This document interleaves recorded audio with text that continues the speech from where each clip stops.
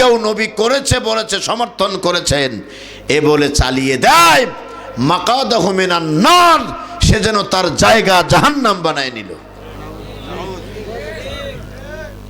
আপনাকে বুঝতে হবে আজকের ওয়াজের সবচেয়ে গুরুত্বপূর্ণ পয়েন্ট এটা, আপনারা মনে রেখে বাড়িতে যাবেন। এরপর আপনার যা মন চায় তাই করবেন, কিন্তু মনে রাখতে হবে এ সমর্থন যদি আল্লাহর নবীর না হয়, যত বড় আলেম হোক না কেন, যত বড় বুজুর্গ হোক না কেন, আমার দলিল হলো আমার আল্লাহর নবীর সুন্নাহ, এ বিকল্প কিছুই নাই। চিল্লায়া বলেন ঠিক কিনা? এর সে কোনো কথা আর আছে? একদম সাফ কথা।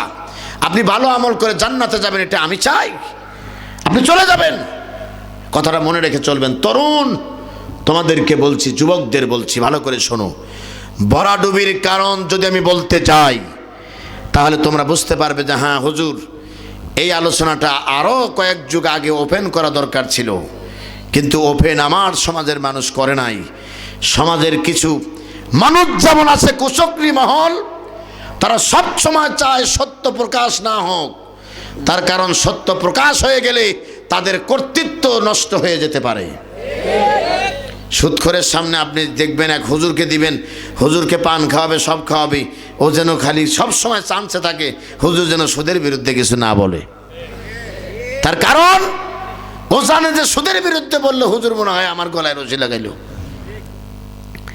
আমার ভাইয়েরা, কিন্তু সত্য তো দিবালোকের ন্যায় সত্য, যেটি বের হবে আর কেউ দামাতে পারবে না। বাংলার ভূখণ্ডে দাঁড়িয়ে এই যমুনা তীরবর্তী জায়গায় আপনাদের বলে গেলাম, এই বাংলায় যদি ভবিষ্যতে তৃতীয় কোনো শক্তির উত্থান ঘটে, সেই শক্তির নাম হলো ইসলামী শক্তি, এর ভিতরে কোনো সন্দেহ নেই। ইনশাআল্লাহ বলো।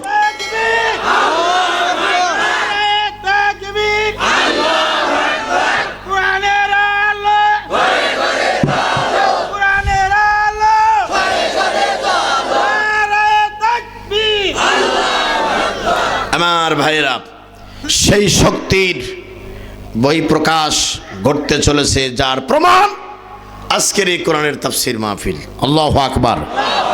পাশেই তো নদী, তেমন একটা গ্রাম নাই, তাই না? এই মানুষগুলো দূর দূরান্ত থেকে আপনারা পায়ে হেঁটে নিজের চেষ্টায় চলে এসেছেন কোরআন শুনতে। সুবহানাল্লাহ বিহামদি। আমি কিছু কথা না বললেই পারছি না, আপনারা রাগ করবেন না তো? আবার গত 15 থেকে 19 জানুয়ারি আমি প্রোগ্রাম ছিল আমার কক্সবাজার জেলার টেকনাফ, যেখানে মেজর সিনহাকে মারা হলো বাহারছড়া তদন্ত কেন্দ্রের পাশে। সেখানে প্রোগ্রাম হলো, এবং রামু, উখিয়া এবং চকরিয়া, 5টি প্রোগ্রামে আমি অ্যাটেন্ড করতে গিয়েছিলাম। একটি প্রোগ্রাম ছিল রামুর কচ্ছপিয়াতে, যে এলাকাটা একদম পাহাড় বেষ্টিত এলাকা। সেখানে যাওয়ার পরে বিশাল একটি মঞ্চ তৈরি করা হয়েছে। বক্তা আসবে ঢাকা থেকে, আবুল বাশার হেলালি। মানুষ চতুর্দিকে গাড়িকে ঘিরে ধরল। মাহফিল শুরুর আগ মুহূর্তে আমি ভাবলাম যে এখনো বিছানা দেয় নাই, মানুষ বসবে কোথায়? কথা বুঝতে পারছেন তো? কিছুক্ষণ পর জনগণকে নিয়ে আমাকে একসঙ্গে নারায়ে তাকবীর স্লোগান দিয়ে মঞ্চে ওঠানো হলো। কি আশ্চর্য, আজীব! আমি দেখতে পেলাম যারা বসে আছে মাটিতে, এই মাটির জমিনে 15ই জানুয়ারির শীত কেমন ছিল দেশে বলেন তো? অনেক শীত, তাই না? যার যার জুতো পায়ে থেকে খুলে জমিনে বসে পড়েছে, একটা বিছানাও দেওয়া হয় নাই। এর চেয়েও বড় মাহফিল, এর চেয়েও জনগণ বেশি সেখানে বসে আছে। আমি বললাম, প্রিয় কক্সবাজারবাসী, তোমাদের এই ইতিহাস থেকে মনে পড়ল ইসলাম এই বাংলার ভূখণ্ডে আসবে। তার কারণ যারা কোরআনের মাহফিলে এসে নিজেদের জীবনের সুখ শান্তি আরামের কথা ভুলে যেতে পারে, নিশ্চয়ই তারা কোরআনের জন্য জীবনও দিতে পারবে। আর চিল্লায় বলেন ঠিক কিনা? আমার ভাইয়েরা, আমরা কিন্তু কোনো অবস্থাতেই হতাশ হইনি। আমিও মঞ্চে থেকে গ্রেপ্তার হওয়া বক্তা, আমিও মঞ্চে থেকে আমাকে উঠিয়ে নেওয়া বক্তা আমি, কিন্তু আমি কিন্তু কোনো হতাশ হই নাই। তার কারণ হতাশায় ভোগে তো মুনাফিকরা। ইমানদার সব সময় আশায় বুক বেঁধে থাকে আসবে একদিন কোরআনের বিজয়। ঠিক কিনা বলেন? আজ কাল পরশু হোক আসবে রে বিজয়, একদিন আসবে রে বিজয়। আজ কাল পরশু হোক আসবে রে বিজয়, একদিন কালেমার সঙ্গিন হাতে নিয়ে বাহাদার সাগর পাড়ি দিয়ে, কালেমার সঙ্গিন হাতে নিয়ে বাহাদার সাগর পাড়ি দিয়ে এগিয়ে যেতে নেই কো ভয়। আজ কাল পরশু হোক আসবে রে বিজয়, একদিন আসবে রে বিজয়। আজ কাল পরশু হোক আসবে রে বিজয়, একদিন স্লোগানে আর স্লোগানে সকলেরই ডেকে যাই, এই পৃথিবীর আর কোথাও এই মিছিলের তুলনা নাই। স্লোগানে আর স্লোগানে সকলেরই ডেকে যাই, এই পৃথিবীর আর কোথাও এই মিছিলের তুলনা নাই। আল্লাহু আকবার ধ্বনি দিয়ে আল কোরআনকে বুকে নিয়ে এগিয়ে যেতে নেই কো ভয়। আজ কাল পরশু হোক আসবে রে বিজয়, একদিন আসবে রে বিজয়। আজ কাল পরশু হোক আসবে রে বিজয়, একদিন জালিমের প্রাসাদ বাতিলের দুর্গ, জালিমের প্রাসাদ বাতিলের দুর্গ করব করব করব ক্ষয়। আজ কাল পরশু হোক আসবে রে বিজয়, একদিন আসবে রে বিজয়। একদিন বিজয় অবধারিত, ঠিক কিনা বলেন? কষ্ট হচ্ছে আপনাদের? সম্মানিত ভাইয়েরা আমার, আমি যে কথাটা আপনাদের জন্য আলোচনাটা বুঝতে আপনাদের মাথাটা একটু সুন্দর করে স্থির রাখতে হবে। এই গ্রাম এলাকায় এসে কোরআনের যুক্তিপূর্ণ কথা যদি আপনাদের সামনে তুলে ধরি আর আপনারা যদি বুঝেই যান, তাহলে আপনাদের জীবনের পরিবর্তন হতে পারে।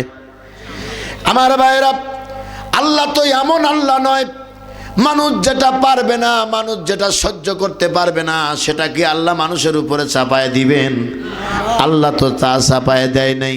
আল্লাহ বলছেন লা ইউকাল্লিফুল্লাহু নাফসান ইল্লা বুসআহা, মানুষের সাধ্যের অতিরিক্ত কোনো কিছুই আল্লাহ পাক চাপায় দেয় নাই।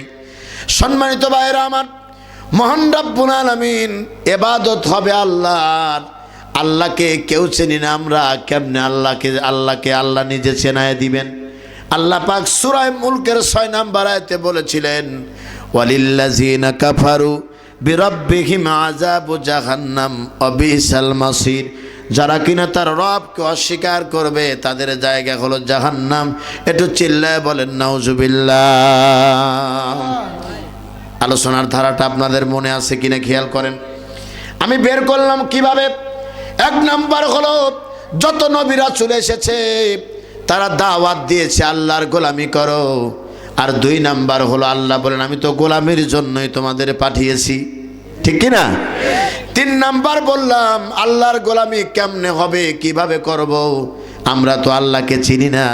আল্লাহ পাক যুগে যুগে আল্লাহ রাব্বুল আলামিনের পক্ষ থেকে নবী রাসূল পাঠায় দিয়া আমাদের ইবাদত করার জন্য পদ্ধতি শিখিয়ে দিয়েছেন। আল্লাহ জুলুম করে নাই। বাংলাদেশের শিক্ষা মন্ত্রণালয় থেকে প্রত্যেকটা শ্রেণীর জন্য একটা করে সিলেবাস আছে না নাই? ওই সিলেবাস অনুযায়ী পাঠদান যেন করাতে পারে, মানুষ যেন শিক্ষা গ্রহণ করতে পারে, এই লক্ষ্যে প্রত্যেকটা শ্রেণীর জন্য এক একটা করে শিক্ষক নিয়োগ দিয়েছে সাবজেক্ট ভিত্তিক। এই শিক্ষকদের আবার উচ্চতর ডিগ্রি যেন তারা অর্জন করতে পারে, তারা যেন পারদর্শিতা অর্জন করতে পারে, এই জন্য তাদের জন্য ট্রেনিংয়ের ব্যবস্থা করা হয়। আল্লাহ পাক বলেন নবীজি ওরা তো বুঝতে পারে না এই দুনিয়ার মানুষ আমি আল্লাহ স্রষ্টা, মানুষ যেন জাহান্নামে না যায় এজন্য আমি আল্লাহ পাক মানুষের জন্য আমি শিক্ষক পাঠিয়ে দিয়েছি। এমন কোন জাতি নাই, এমন কোন কম নাই যাদের কাছে আমি আল্লাহ পাক শিক্ষক পাঠিয়ে দেই নাই। সর্বশেষ শিক্ষক আল্লাহ রাব্বুল আলামিনের হাবিব তিনি বলেছেন আনা বুইস্তু মুআল্লিমান, আমি পৃথিবীতে শিক্ষক হিসেবে প্রেরিত হয়েছি। এই জন্যই তো আল্লাহর নবী কোনো বিশ্ববিদ্যালয়ে পড়েন নাই, দুনিয়ায় কেউ তাকে শিক্ষা দেয় নাই। স্বয়ং আল্লাহ রাব্বুল আলামিন তার জন্য শিক্ষক হিসাবে জিবরাইলের মাধ্যমে শিক্ষা দিয়েছেন। বলেন সুবহানাল্লাহ। সম্মানিত ভাইরা আমার, আলোচনার বিষয়গুলো আমি বলছি আর মনে মনে চিন্তা করতেছি, আল্লাহ আমার প্রিয় শাহজাদপুরের মানুষগুলোকে এ কথাগুলো বোঝার জন্য তৌফিক দাও। আল্লাহ সকলে আল্লাহর কাছে দোয়া করে বলেন আল্লাহুম্মা আমিন। আমার ভাইরা, এবার চলুন তো দেখি ইবাদত কেমনে হবে। ভালো করে বুঝেন, ইবাদত করার জন্য আল্লাহ পাক সৃষ্টি করেছেন। একটা উদাহরণ শুধু আমি দেব, কিভাবে আসলেন এবং কেমনে আসলেন। আল্লাহ রাব্বুল আলামিন এই কোরআন শরীফে সূরা আনকাবুত নামে একটা সূরা আছে, 29 নাম্বার সূরা। এই সূরা আনকাবুতের 14 নাম্বার আয়াতে আল্লাহ পাক আমাদের ওয়াজ করে শুনিয়েছেন, ওয়ালাকাদ আরসালনা নূহান ইলা কওমিহি ফালাবিসা ফীহিম আলফা সানাতিন ইল্লা 50 আমা। নিশ্চয় আমি নূহকে পাঠিয়েছিলাম তার কওমের কাছে। নূহ আলাইহিস সালাম 1 নয় 2 নয় 50 কম 1000 বছর দাওয়াত দিয়েছেন মানুষকে আল্লাহর ইবাদত করার জন্য। জোরে বলেন সুবহানাল্লাহ। অত্যন্ত মজার কয়েকটা কথা বলবো, আমার দিকে খেয়াল করেন। দেখেন আপনাদের ভিতরে বোধহয় কষ্ট লাগতেছে নাকি? এটা আওয়াজ দিয়ে আল্লাহু আকবার বলেন তো। জি, ধন্যবাদ আপনাদেরকে। প্রিয় ভাই সব লক্ষ্য করুন, আল্লাহ বলছেন 50 কম 1000 বছর নূহকে পাঠিয়েছি। নূহ দাওয়াত দিয়েছে তার কওমের কাছে। কি দাওয়াত? ইবাদত হবে কার? আর চিল্লায় বলেন ইবাদত হবে কার? মাঝখানে একটা কথা মাথায় নিয়ে কাজ করেন, ইবাদত যেহেতু আল্লাহর হবে, সুতরাং এই অনুগত্যের এই মাথা পৃথিবীর কারো কাছে নত হবে না, কেবলমাত্র নত হবে কার কাছে? আপনারা যারা আল্লাহর গোলাম তারা চিৎকার দিয়ে বলেন নত হবে কার কাছে? আল্লাহ ছাড়া কারোর কাছে মাথা নত হবে না ইনশাআল্লাহ।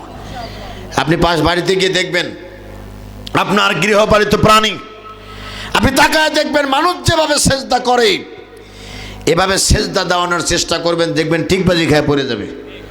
পারবে সেজদা দিতে? পারবে? পারবে না। কেবলমাত্র মহান আল্লাহ পাক মানুষকে উত্তম পদ্ধতিতে সেজদার ব্যবস্থা করেছেন। এক কথায় অহংকারকে বিসর্জন দাও, সেজদা করো, মাটির সঙ্গে মাথা লাগায়া বলো ও আল্লাহ তোমার চেয়ে এত বড় ইলাহ আর একজনও নাই। সুবহানাল্লাহ। অনেক কথা বেড়ে যাচ্ছে। আবু জেহেল একদিন মুহাম্মদ সাল্লাল্লাহু আলাইহি ওয়াসাল্লাম কি নামাজ পড়তে দেখে বলল, আয় মুহাম্মদ সাল্লাল্লাহু আলাইহি ওয়াসাল্লাম এভাবে নামাজ পড়ো, তোমাদের কোরআন তেলাওয়াত ভালো লাগে, তোমাদের মুসলমানদের কথা ভালো লাগে, আচার ব্যবহার ভালো লাগে। আজ তো মুসলমানের কথা কাজের মিল নাই। সকালে বলে এক কথা, বিকালে বলে আর এক কথা। কথা কন নাকি আপনারা? সকল ঘুরি বাটপারির অভাব নেই।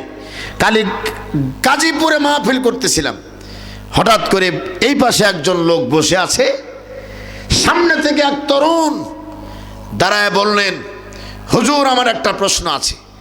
তো রানিং অবস্থায় ওয়াজে যদি কেউ প্রশ্ন করে বিশৃঙ্খলা লাগাটাই স্বাভাবিক। আমি থামানোর চেষ্টা করলাম। তিনি বললেন যে না, আমার কথা আপনাকে শুনতেই হবে। আমি বললাম কি বলতে চান? বললো আপনার পাশে যিনি বসে আছেন উনি কোন দল করে আমরা জানতে চাই। কি বেজাল কন্ততালি বেটা, গায়ের সঙ্গে লেখা নাই কোন দল, আওয়ামী লীগ না বিএনপি না জামাত না জাতীয় পার্টি না এরশাদ চাচার নাঙ্গল, কিছু জানি না, কিভাবে এই কথা বলবো? মাথার ভিতরে ঘুরপাক খাইতে লাগলো। চিন্তা করলাম আল্লাহ আউট নলেজ যদি তুমি না দাও তাহলে কি করে মানুষের কাছে দাওয়াত দিব? চিন্তা ভাবনা করে ভাবলাম অনেক দিন আগে বাইতুল মোকাররমে মানুষ মাগরিবের নামাজ পড়তে যায়, তো যাবার সময় মহিলাদের সাথে ধাক্কা খায়। হুজুরকে জিজ্ঞাসা করছে, হুজুর ধাক্কা লাগলে অজু থাকে নাকি? তো হুজুরের চালাকও কম না। হুজুর বলছে ধাক্কার কোয়ালিটি কেমন, আপনি কোন দিক দিয়ে দিচ্ছেন, কোন দিক দিয়ে খাইছেন, না ইচ্ছা মতে ধরছেন? কথা কর নাকি আপনারা? কোয়ালিটি অনুযায়ী মাসালা হবে, এমনি তো আর মাসালা দেওয়া যাবে না। আমি চিন্তা করলাম যে ওর বিবরণ ওর কাছ থেকে না বের করলে হবে না। বললাম তুমি যে এই প্রশ্ন করলে কারণ কি?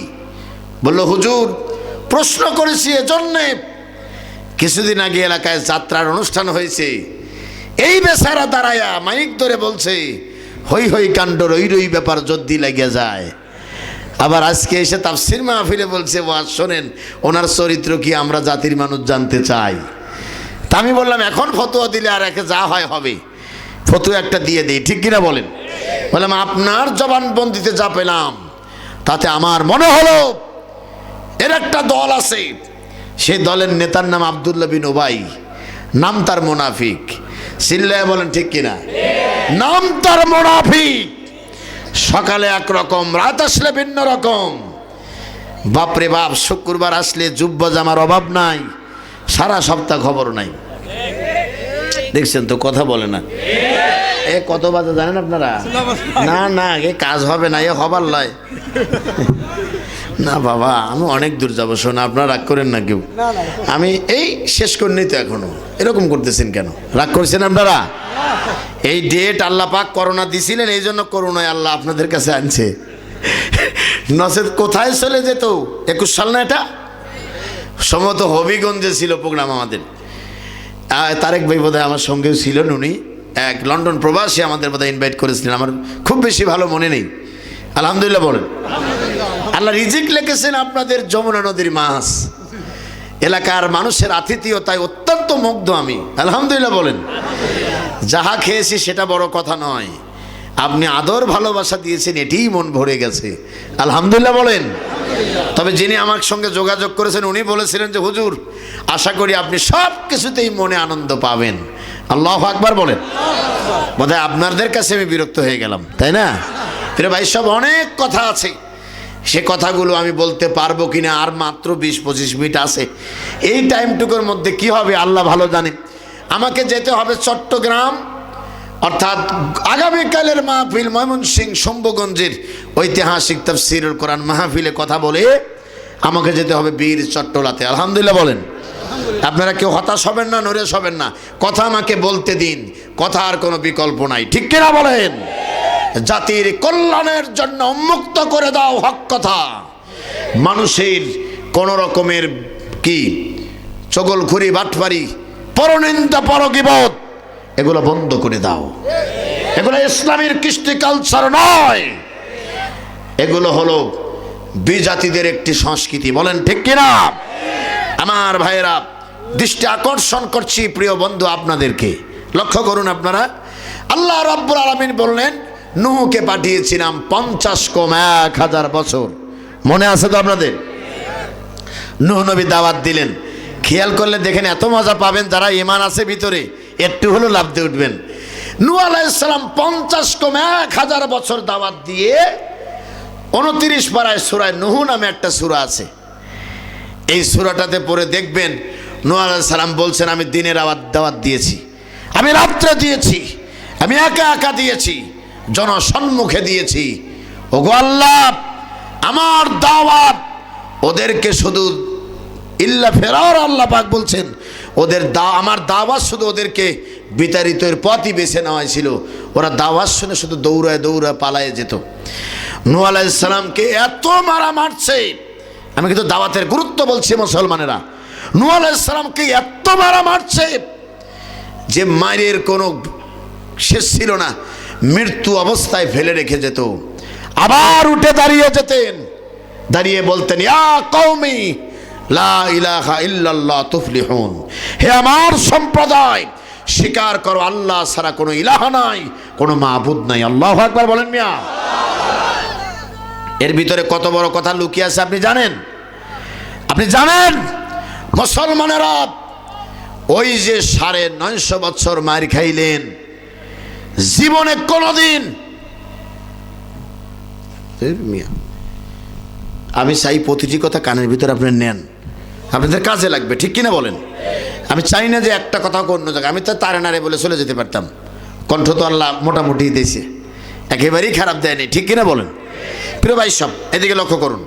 নূহ আলাইহিস সালাম 950 বছর বয়সে, দাওয়াতের বয়স কিন্তু এটা, তিনি একটা দিনের জন্য মায়ের খাইতে খাইতে মরণাপন্ন অবস্থা হয়ে গেছে, তারপরেও তিনি তার দাওয়াতের কৌশল পরিবর্তন করে নাই। কারোর সাথে আপোষ করে নাই। আজ আমরা যদি একটু যদি বিপদ দেখি অন্যের কাছে আপোষ করি, কথা কন নাকি আপনারা? আমাদের চরিত্র হলো মুনাফিকি চরিত্র। অমুকের সাথে আত্মীয় করো যাতে আমার নামে মামলা না হয়, অমুকের সঙ্গে বন্ধুত্বই করো যাতে আমার বিরোধিতা না করে। আরে মিয়া, তুমি তো মুসলমান না, তুমি তো ছগলখোর, তুমি তো বাটপার। তোমাকে ওরে বাটপার বললেও কোনো দোষ নাই, কথা কন নাকি আপনারা? তবে খেলতে থাকো এই দুনিয়াতে, খেলা হবে পরকালে, ঠিক কিনা বলেন? বাবা তোর দরবারে সব পাগলের খেলা, হরেক রকম ছাগল দিয়ে মিলেইছাও মেলা। ছাগল না হলে কি আর আল্লাহকে বাদ দিয়ে মানুষের পূজা করে? না, গৃহপালিত জন্তু সেও কিন্তু আল্লাহকেই সিজদা করে, ঠিক কিনা বলেন? আমার ভাইয়েরা, চমৎকার কথাগুলো মনে রাখবেন। নূহ আলাইহিস সালাম তার কওমের কাছে দাওয়াত দিয়ে একটা দিনের জন্য তিনি আপোষ করেন নাই। আরেকটা ব্যাপার হলো, আমরা কৌশল অবলম্বন করি, হুজুর হেকমতে চালায় যান, কথা কন না কে? সময় বেশি ভালো না, কি সময় কি না বেশি ভালো না। আরে মিয়া, সময় বেশি ভালো না, দিন কি রাত হয়েছে নাকি? রাত কি দিন হয়েছে? না, হয় নাই। দিন দিনই আছে, রাত রাতই আছে। সমাজের কিছু কুচক্রী মহল তারা হয়েছে খারাপ। সমাজের অধিকাংশ মানুষ চায় আল্লাহর আইন, আর সমাজের কিছু কুচক্রী মহল ওরা জানে আমাদের রুজি রোজগার বন্ধ হয়ে যেতে পারে। এজন্য আবু জেহেলরা যেমন বাধা দিয়েছিল, ওরাও কোরআনের পথে বাধা দেয়। কিন্তু এ বাধা একদিন থাকবে না, বালির বাঁধের মতো ভেঙে নদীর গর্ভে বিলীন হয়ে যাবে। কোরআনের সুবিজয় নিশ্চিত হবে ইনশাআল্লাহ। আসুক না যত বাধা, যত ঝড় সাইক্লোন, রাসূলের পথে মোরা চলবই। এ জীবন বাজি রেখে দিনের নিশান মোরা বাংলার আকাশে উড়াবই। আল্লাহু আকবার বলেন মিয়া। আল্লাহর আইন আপনারা চান না? সব মানুষ এক বাক্যে আল্লাহর আইন চান কিনা? হ্যাঁ হ্যাঁ, আমরা আল্লাহর আইন চাই, আমরা কিচ্ছু চাই না। কারোর সঙ্গে আমাদের কোনো শত্রুতা নাই, আছে? নাই। প্রিয় ভাই সব, নূহ আলাইহিস সালামের এই ওয়াজ যখন আমি করতে যাই তখন আমার দাওয়াতের জীবনের কথা মনে পড়ে। এজন্য একটা কথা বেছে নিয়েছি, আপসহীন এই জীবন চাই না, জীবনে বাঁচতে আল্লাহকে ছাড়া। এই হলো আমার জীবনের স্লোগান। আর আপনাদের কি হবে তা আমি জানি না। আমি অনেক খুঁজে দেখেছি, নাই মুনাফিক হয়ে মরতে হবে, আর না ইমানদার হলে মারধর খেতেই হবে, এর ভিতরে কোনো ভুল নাই, ঠিক কিনা বলেন? আমার ভাইয়েরা লক্ষ্য করুন, নূহ আলাইহিস সালাম থেকে আমি ফিরে আসব, এই কথাটা শেষের দিকে খেয়াল করেন তো। নূহ আলাইহিস সালাম দাওয়াত দিয়েছেন কি? লা ইলাহা ইল্লাল্লাহ। আমরা যদি বলতাম যে আমরা দাওয়াত দিয়েছি লা ইলাহা ইল্লাল্লাহ, মারতেছে ধরে, আমরা উল্টা অন্য দাওয়াত দিই। কিছুদিন আগে দেখবেন মূর্তির বিরুদ্ধে কথা হয়েছিল, অনেক হুজুর ইমান হারায় ফেলছে, তাও বলে সাহস পায় নাই, কথা কন না কে? আপনি অন্তর থেকে বলেন তো, মূর্তি মুসলমানের জন্য হালাল না হারাম? কেমন হারাম? আল্লাহর নবীর সুন্নাত, বিশ্বনবী যখন মক্কা থেকে মদিনায় গেলেন, এদিকে তাকান, মক্কা থেকে মদিনায় যাওয়ার পরে 360টি মূর্তি দাঁড়িয়েছিল মক্কায়। কথা অনেক বাদ পড়ে গেছে, মনে নেই আপনাদের? তার কারণ আপনারা শুনতেছেন মনোযোগ দিয়ে ঠিকই, কিন্তু কিছু বলতেছেন না, এই জন্য ঝামেলা হচ্ছে। আবু জেহেল কিন্তু জিজ্ঞাসা করছিল, ও মুহাম্মদ সাল্লাল্লাহু আলাইহি ওয়াসাল্লাম, তোমাদের আচার ব্যবহার অনেক ভালো, কিন্তু কাহিনী একটা ওখানে ছোট আছে, বলি নেই? বলবো নাকি আপনাদের? হ্যাঁ বলবো, তবে একটু অপেক্ষা করেন, এই কথাটা বলি নেই। 360টি মূর্তি নবীজি আমার 10,000 সৈন্য নিয়ে মক্কার অভিমুখে রওনা দিয়েছেন, কাউকে মারার উদ্দেশ্য নয়। যাওয়ার সাথে সাথে নবীজি আমার লাঠি একখান হাতে নিলেন, মূর্তির ঘাড়ে বাজাইলেন, আর বললেন, জাল হক জাহাকাল বাতিল ইন্নাল বাতিলা কানা জাহুকা। সত্য আগত, মিথ্যা বিতাড়িত, আর মিথ্যা বিতাড়িত হওয়ারই বিষয়, বলেন ঠিক কিনা? মূর্তির ঘাড়ে লাগায়া দিয়া একে একে ভাঙতে লাগলেন। সাহাবায়ে কেরামকে নির্দেশ দিলেন, ভেঙে চুরমার করে এখান থেকে বের করে ধুয়ে পরিষ্কার করে আমার আল্লাহকে সিজদা করো।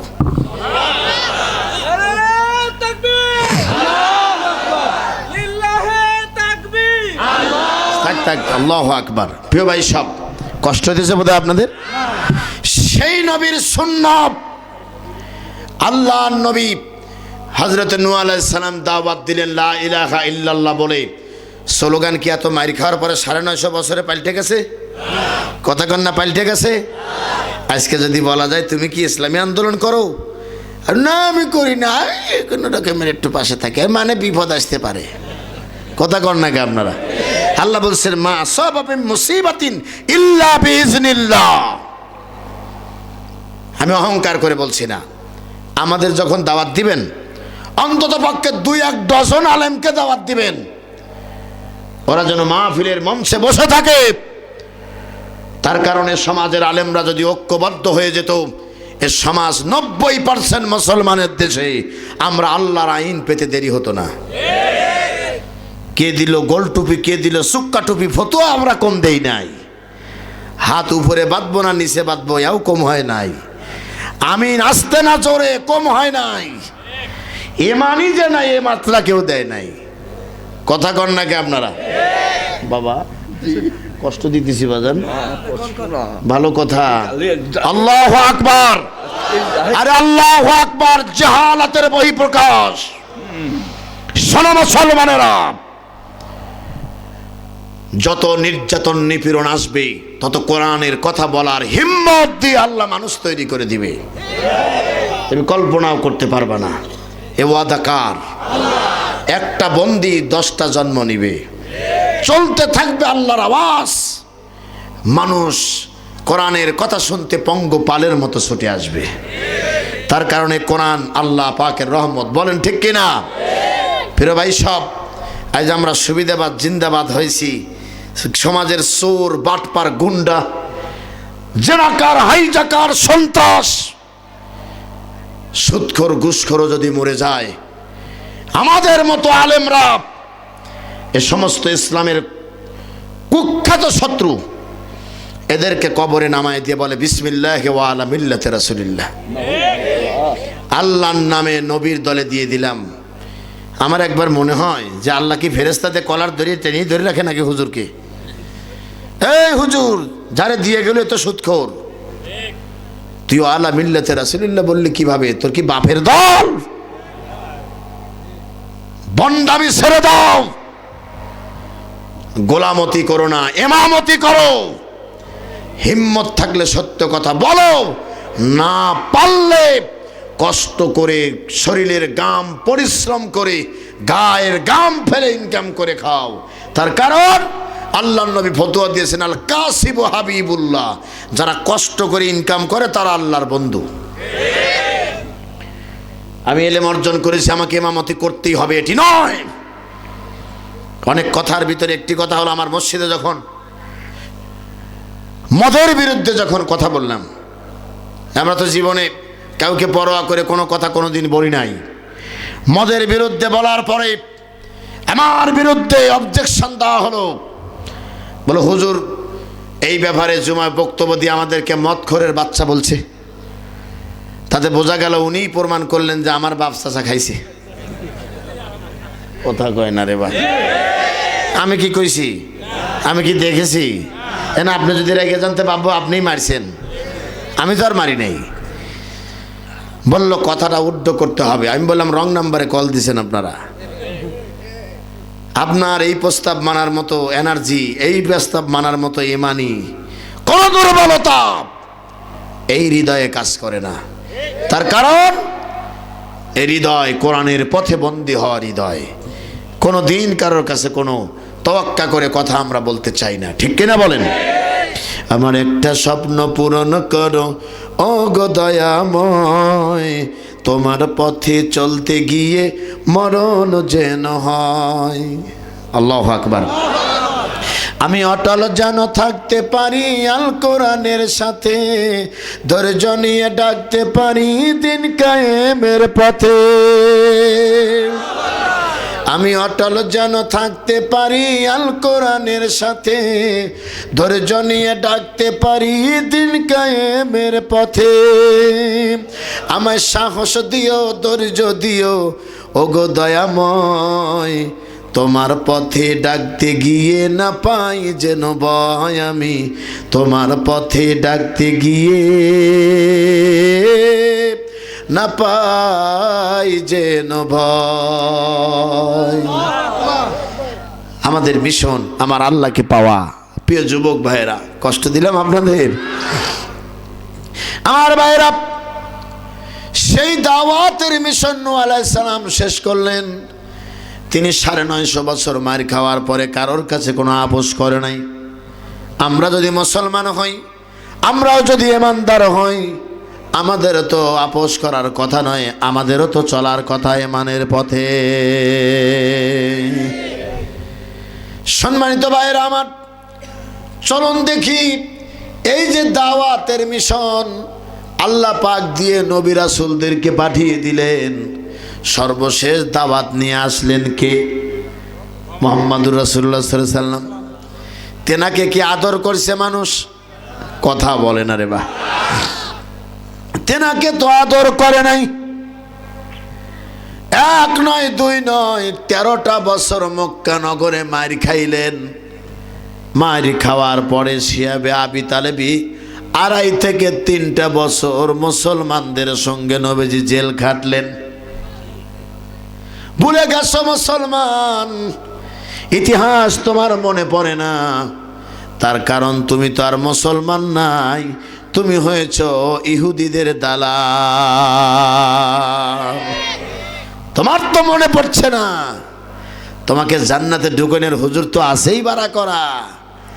মরার পরে 7 দিনে 40-এ 3 দিনা কাউকে না পারলে অন্তত ন্যাংরা ফকিরকে নিয়ে আসে। কি কেরামতি ফকিরের! ফকির খাওয়ায় দিলেই জান্নাতে চলে গেল। কোথায় পাইছেন এ মাসলা? হিসাব করে আপনাকে চলতে হবে।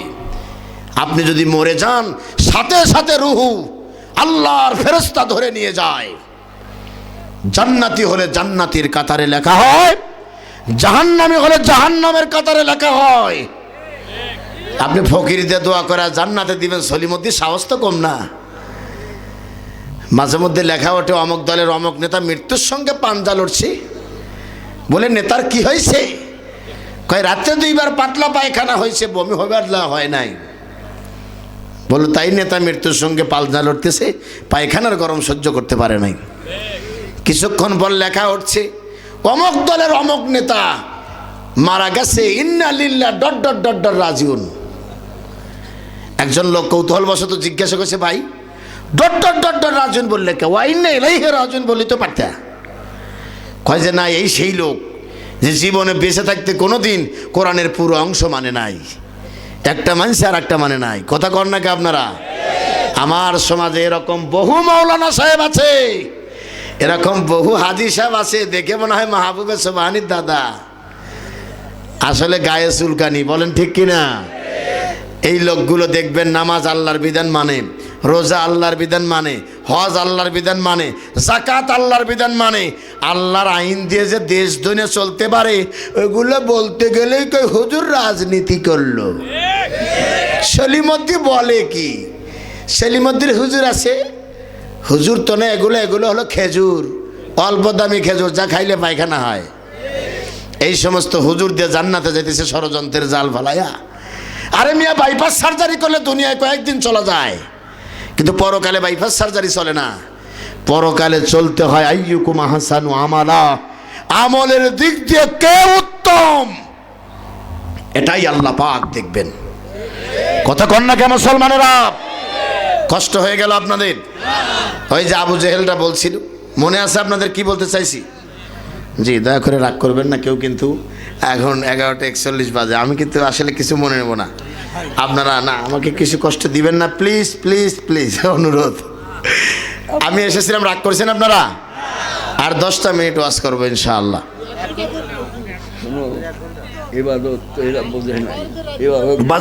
বাজান আর বলেন না, বুঝাতে গেলে আমার ঝামেলা হয়ে যাবো। আমি এক কথায় বোঝাই যাবো না। সংক্ষিপ্ত প্রশ্ন পড়া আছে। আল্লাহু আকবার কোন? রাগ করছেন আপনারা? একটু চিৎকার দিয়ে সকলেই বলেন আল্লাহু আকবার। এ জমিন কার? আকাশ কার? সৃষ্টিকার। আইন চলবে কার? এখন চলে কার? গজল আছে, সত্যের পথে গান গাই বলে আমি বিপ্লবী, সত্যের পথে ডাকি বলে আমি বিদ্রোহী, কোরআনের কথা বলি তাই বলে আমাকে বলে মৌলবাদী, জেহাদি কথা বলি তাই বলে আমাকে বলে জঙ্গিবাদী, বিদ্রোহী বিপ্লবী মৌলবাদী কেন জঙ্গিবাদী, সত্যের পথে ডাকি বলে আমি বিপ্লবী। হক কথা বলো, চাকরি এমনি ডিল হয়ে যাবে। আমাদের হুজুর 32 বছর ইমামতি করে, এলাকার সব নেতা তারে সালাম দেয়, আশীর্বাদ নেয়। বোঝা লাগবে যে ওইখানেই গাবলা লুকায় আছে। কথা কন নাকি আপনারা? এত সহজ নয়, এত সহজ নয় মুসলমানেরা। প্রিয় ভাই সব, অনেক কথার একটা কথা আবু জেহেলের এই কথাটা বলে ফিরে আসতেছি, খেয়াল করেন। আবু জেহেল বলল, মুহাম্মদ সাল্লাল্লাহু আলাইহি সাল্লাম তোমরা এত সুন্দর করে কথা বলো আর এত সুন্দর করে কোরআন পড়ো, সুবহানাল্লাহ বলেন। মুসলমানদের আচার ব্যবহার দেখলে কিন্তু বিজাতিও কি হয়, অনেক সময় মুগ্ধ হয়ে মুসলমান হয়ে যায়, ঠিক কিনা বলেন? মুহাম্মদ সাল্লাল্লাহু আলাইহি সাল্লামের সুন্নাহ এবং তার আদর্শ দেখে অনুপ্রাণিত হয়ে বিশ্বকে জয় করেছিলেন তিনি। আল্লাহু আকবার বলেন মিয়া। সম্মানিত ভাই সব, সেই মুসলমানদের আচার আচরণ এখন হয়ে গেছে কি বিধর্মীর চেয়েও নিকৃষ্ট। এ দেশটা 90% মানুষ মুসলমান।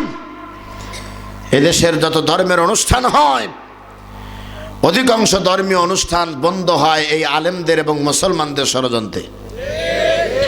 পাশেই হিন্দু আছে, জিজ্ঞাসা করবেন ওদের অনুষ্ঠান যে 33 কোটি দেবতার গোলামি করে, ওদের অনুষ্ঠান কেউ বন্ধ করে না, ওরা ষড়যন্ত্র করে কেউ বন্ধ করে না। অথচ ওদের ধর্মীয় পণ্ডিতকে জিজ্ঞাসা করলে 100 বছর হায়াত দিলেও 33 কোটি খোদার নাম লিখতে পারবে না। আমরা এক আল্লাহর ইবাদত করে তাও মারামারি লাগাই দিছি, ঠিক কিনা বলেন? তাহলে আমাদের মতো এত জঘন্য এখন কেউ আছে? নাই। আমাদের কথা হলো কোনো কিছু আমরা মানি না। আজকের এই তরুণ এবং আপনারা যারা আছেন, আপনাদের আকর্ষণ এতটাই আমাকে মুগ্ধ করেছে, মনে হয়নি যে আমি কোনো ছোট মাহফিলে কথা বলছি। আপনারা অনেক ভালো মানুষ, এই অন্তর থেকে বলে গেলাম। আমার মনের ভিতরে জাগ্রত হবে এবং আমার অনেক দিন মনে থাকবে আপনাদের কথা। তবে আপনাদের কাছে অনুরোধ, আজকের পর থেকে যে যা কিছু গতকাল করেছেন, আজকের পর থেকে যাচাই বাছাই করে করবেন। রাজি কিনা আপনারা বলেন?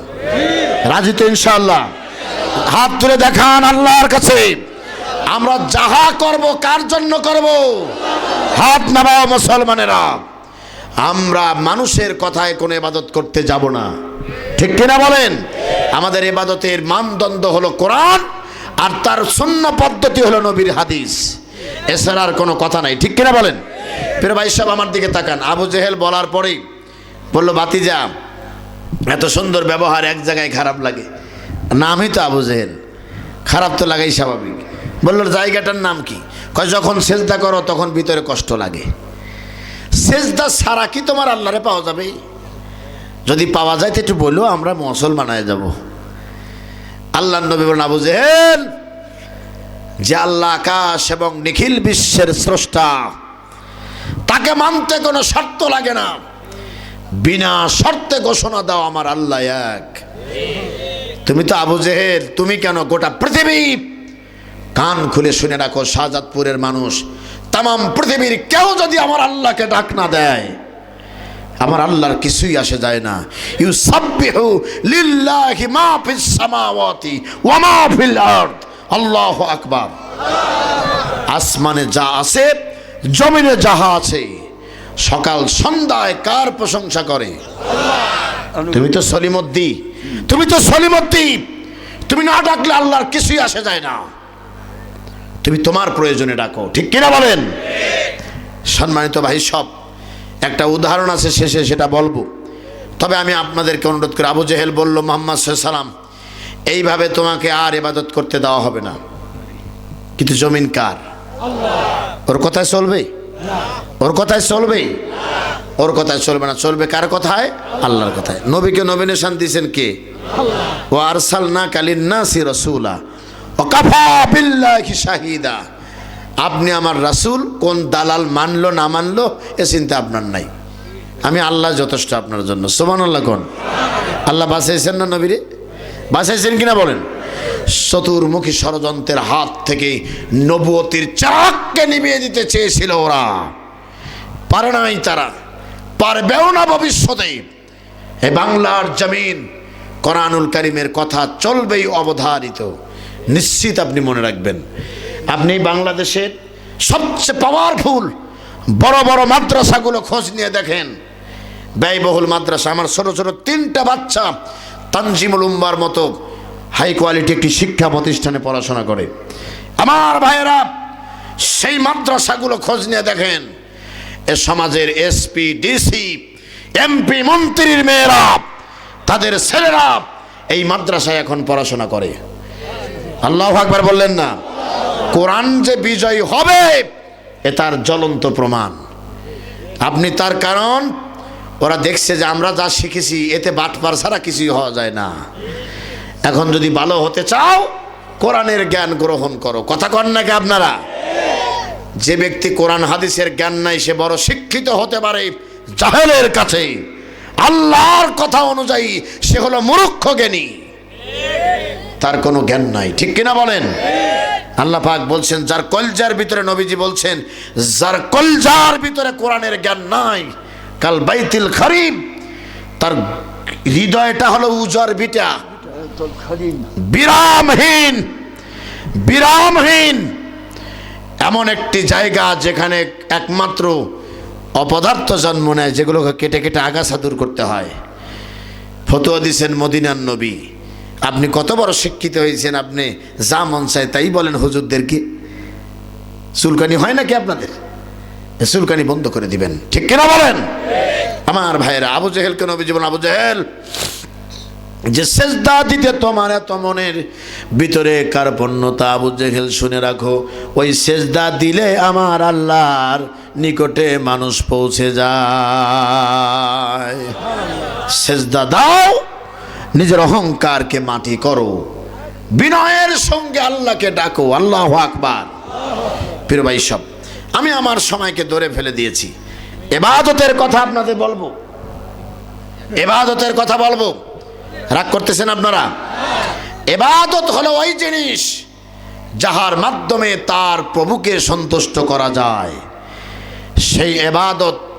এইদিকে তাকান, শুধু নামাজ পড়ার নাম ইবাদত নয়, শুধু রোজার নাম ইবাদত নয়, শুধুমাত্র হজ করার নাম ইবাদত নয়, বরং আপনাকে নবীর মাধ্যমে বাথরুম থেকে শুরু করে আন্তর্জাতিক পর্যন্ত রাষ্ট্র কেমনে চলবে এটি যে শিক্ষা দিয়েছে, এটার নাম হলো ইবাদত। আরে চিল্লায় বলেন ঠিক কিনা? শুধুমাত্র আপনি 5 ওয়াক্ত নামাজ পড়বেন, মসজিদে যায়, বাহিরে এসে আবু জেহেলদের নীতি মানবেন, এটার নাম ইবাদত নয়, এটার নাম ইবাদত নয়। এদিকে আমার দিকে তাকান তো দেখি। আপনার সন্তানকে কৃষিকাজ করে অনেক বড় করেছেন, মনে করেন সন্তানটি অনেক বড় হলো, বড় হওয়ার পরে চাকরি পেয়েছে। আপনি কৃষক মানুষ, কৃষক মানুষ বুড়ো হয়ে গেলে হাত কিন্তু অনেক শক্ত হয়ে যায়। এলাকার ভাষায় কি বলে? খসখস হয়ে যায়। আচ্ছা বলেন আপনারা, যেমন আমার ড্রাইভার সাহেব এই গাড়ির ভিতরে একটা শব্দ বলছে যে আমি কত বছর পর শুনছি, আল্লাহই ভালো জানে। কয় উরকা দিছে। দরজা কি বলে? কয় উরকা দিছে। তা আমি চিন্তা করলাম সর্বনাশ, অনেকক্ষণ গাড়ির ভিতরে একটু হাসাহাসি করলাম যে উরকা দিছে, এই কথাটা তো কত বছর পর শুনলাম। প্রিয় ভাই সব, আপনারা যারা বলতেছেন কৃষক মানুষ হাত হয়ে গেছে কি খসখসা, আচ্ছা ঠিক আছে খসখসাই ধরেন। এই শক্ত হাত নিয়ে বাবা তাকে মানুষ করেছে, হঠাৎ করে চাকরি পেয়েছে, বড় অফিসার। ছেলেকে বলছে বাবা আমি আসবো তোমার অফিসে, তোর এত কষ্ট করে মানুষ করছি, আমার মন চায় তুই কোন অফিসে বসে থেকে চাকরি করিস। কথা কন নাকি আপনারা? আমার মা অনেক ব্যস্ত মানুষ, আমার মা এসেছে আমাকে দেখতে, বলল মা ক্ষমা করে দিও, বাতিলের সঙ্গে যুদ্ধ লেগেছে, হকের কথা বলতেই হবে জমিনে, সুতরাং তোমার খোঁজ খবর আমি নিচ্ছি টেলিফোনে, কষ্ট নিও না মনে, মরে যদি যাই দেখা হবে হাসরের ময়দানে। আর চিল্লায় বলেন ঠিক কিনা? তো মা আমাকে ডেকে বলতেছে তুমি তো ঘুমেই থাকলা, আমি তো তোমারে ভালো করে বসে থেকে দেখতে পারলাম না। আহারে মা, আহারে মা, বলে মাত্র চলে গেলা, আবার বলতেছ তুই একদিন আসিস, কেন বললে এই কথা? দীর্ঘ সময় বসেছিলাম, তোরে তো মন ভরে দেখতে পারি না। মা, নাম কি? মা, দুটি অক্ষরে লেখা মা, মনে হয় পৃথিবীর সমস্ত মধু এই মায়ের হৃদয়ে দিয়ে দিয়েছেন আল্লাহ পাক। মই মা হারা বিহঙ্গনে বাঁচতে পারবো না, দোহাই মাবুদ মরে লয় মাকে লয় না, মাঝে আমার সোনার খনি, মাঝে আমার দয়ার মনি, ওই মা বিনে জীবনে আমি বাঁচতে পারবো না, দোহাই মাবুদ মরে লয় মাকে লয় না। মা শব্দটা কি? মা। কি বলতেছিলাম বলেন তো দেখি? আবু জেহেল তো আবু জেহেলই, মনে আছে আপনাদের? জাহেলের পিতা আবু জেহেলের কাজই সে শুধু সারাক্ষণ ইসলামের বিরোধিতা করত। ফিরে ভাই সব মুহাম্মদ সাল্লাল্লাহু আলাইহি ওয়াসাল্লামকে বললেন জমিনে নামাজ পড়তে দিব না। এ জমিন কার? আল্লাহ। নামাজ পড়বে কে? মুহাম্মদ সাল্লাল্লাহু আলাইহি ওয়াসাল্লাম। তাহলে ওর মতো নেতা কি বাধা দিতে পারবে? আল্লাহ পাক নবীকে বলেন নবী আপনি নামাজ আদায় করবেন, আবু জেহেল পারলে ধরবে। আবু জেহেল বলল আর একদিন সেজদা দেওয়া দেখলে মাটির সঙ্গে ধরে রাখবো। আল্লাহ নবী নামাজ পড়তেছেন, এক লোক গিয়ে বলল আবু জেহেল তুমি নাকি বাধা দিবে, গিয়ে দেখো মুহাম্মদ সাল্লাল্লাহু আলাইহি ওয়াসাল্লাম আল্লাহকে সেজদা করতেছে। সুবহানাল্লাহ। আবু জেহেলকে আমি দৌড় আরম্ভ করলাম, যাইতে যাইতে মুহাম্মদ সাল্লাল্লাহু আলাইহি ওয়াসাল্লামের সামনে গিয়ে আর আবু জেহেল সামনে যায় না, পিছন থেকে ব্যাক করতেছে। সুবহানাল্লাহ বললেন না? জনগণের ভিতরে কিছু কিছু তেরা মানুষ থাকে, বলছে কি রে কোনো মানুষ নেই, কেউ নাই, পিছিস কেন, সামনে যা। কয় যে না তোরা চুপ কর, এগুলো বুঝবি না, নামাজ পড়তেছে পড়ুক। সুবহানাল্লাহ কর। কয় সামনে যাও, কয় না পড়তে দে। যেমন সারেই নেই লোকজনকে। আবু জেহেল বলছে এক্কেরে দেবতার কসম করে বলতেছি মুহাম্মদ সাল্লাল্লাহু আলাইহি ওয়াসাল্লাম আর আমার মাঝখানে যে খালি জায়গা, এই জায়গার ভিতরে বিশাল আগুনের গর্ত দেখলাম, আমি যদি আর এক চুল পরিমাণ সামনে যেতাম আবু জেহেল আর দুনিয়ায় বাঁচতে পারতো না। বহু জাহালাতি করেছাও, টুপিদারিকে রাখবা না, আলেম ওলামাকে রাখবা না, তুমি তো চোর, ইট বালু রাস্তাঘাটের টাকা চুরি করেই খাওয়া তোমার পেশা। 6 বছরের মাসুম বাচ্চা মুক্তবে বসে থেকে রাত্রের অন্ধকারে কাঁদে আল্লাহর কাছে। তুমি তো জাহেল, তুমি তো কিচ্ছু বুঝলে না, তুমি খালি খাইলা আর খালি মানুষের সঙ্গে বেয়াদবি করে গেলা। তুমি কি জানো আলেমদের দোয়ার মর্যাদা আল্লাহর কাছে কত বেশি? তুমি জানো না। প্রিয় ভাই সব কষ্ট হচ্ছে আপনাদের? আমার ভাইয়েরা, মুহাম্মদ সাল্লাল্লাহু আলাইহি ওয়াসাল্লাম নামাজ শেষ করলেন। নামাজ শেষ করে মুহাম্মদ বিন আব্দুল্লাহ সাল্লাল্লাহু আলাইহি ওয়াসাল্লাম ঘুরে দাঁড়ালেন, বলেন ওই আল্লাহর হাতে আমার প্রাণ, যিনি আমাকে নবী বানিয়েছেন। সুবহানাল্লাহ কোন।